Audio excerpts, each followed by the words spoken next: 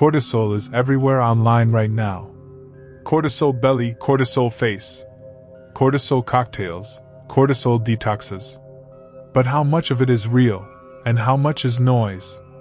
In this video, I break down what cortisol actually does in your body, which viral claims hold up and which don't, and the handful of things that actually move the needle if you want to bring your stress hormone back into balance: sleep, movement, nutrition, and a few underrated daily habits. Let's get into it. Cortisol is a hormone made by your adrenal glands, two small glands that sit on top of your kidneys. It's often called the stress hormone, but that's a bit of an oversimplification. Cortisol is involved in regulating your metabolism, your blood pressure, your immune system, and your blood sugar.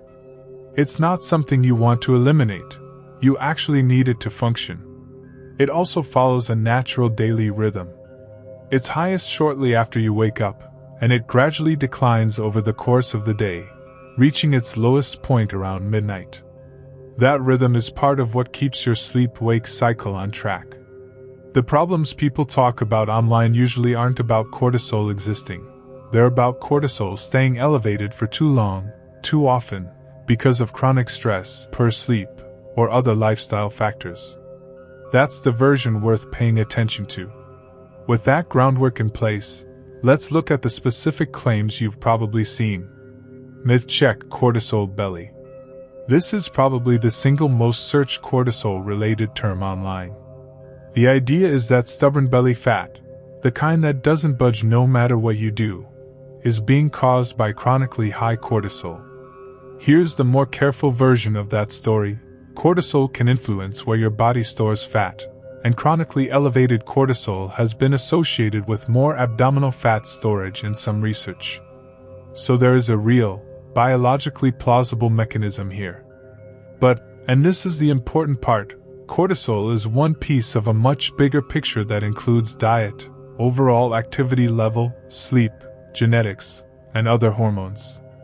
For the average person Googling cortisol belly, it's far more likely their abdominal weight is being driven by a combination of factors, not a single hormone spiraling out of control. There's also a real medical condition, Cushing's syndrome, where genuinely excessive cortisol causes significant, rapid weight changes. But that's rare, and it comes with a distinct set of other symptoms, not just belly fat on its own.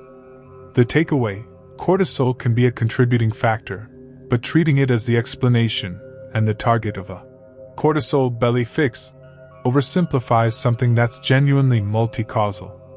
Myth check: cortisol face. Next up, cortisol face, sometimes also called moon face. This is the idea that a puffy, rounder-looking face is a visible sign of high cortisol. There is a real medical version of this, again tied to Cushing's syndrome, or to long-term use of steroid medications, which can cause genuine facial fat redistribution and swelling. That's a real, documented clinical presentation.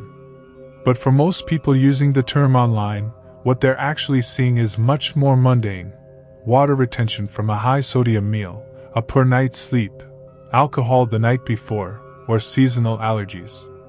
All of those can make your face look puffier temporarily, and none of them require a cortisol fix. They usually resolve on their own within a day or two once the underlying cause passes. So if you've noticed some morning puffiness and you're wondering if it's cortisol face, it's worth looking at your sleep and your sodium intake before assuming it's a hormone problem. Myth check: cortisol cocktails. You've probably seen these too, sometimes called adrenal cocktails. A drink usually made from orange juice, coconut water, and a bit of salt, marketed as something that lowers cortisol, boosts energy, and helps with stress or even weight loss. The ingredients themselves aren't harmful. You're basically getting some vitamin C, electrolytes, and hydration. But the specific claims attached to it, that this combination directly lowers your cortisol levels, aren't well supported by research. If it makes you feel a little better because you're hydrating and getting some quick natural sugar, that's a real effect, but it's not the hormone optimization strategy it's often marketed as. So if the trendy quick fixes aren't doing much on their own, what actually works? This is the part that matters most, and it's less exciting than a cocktail recipe, but it's what the actual research points to. 1. Sleep. This is, by a wide margin, the biggest lever. Cortisol's daily rhythm is tightly connected to your sleep-wake cycle. Poor or inconsistent sleep disrupts that rhythm and can keep cortisol elevated later into the day than it should be. Aiming for consistent, quality sleep, same time most nights, 7 to 9 hours, does more for cortisol regulation than almost anything else on this list. 2. Movement, but not excessive movement. Regular moderate exercise like walking, strength training, or yoga helps your body get better at managing stress over time. But overtraining, especially a lot of high-intensity work without adequate recovery, can actually push cortisol up rather than down. More isn't always better here. 3. Stress management practices.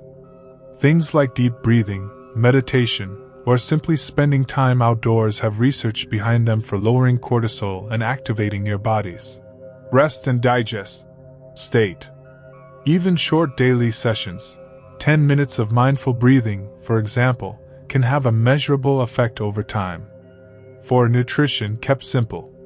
You don't need a specialized cortisol diet.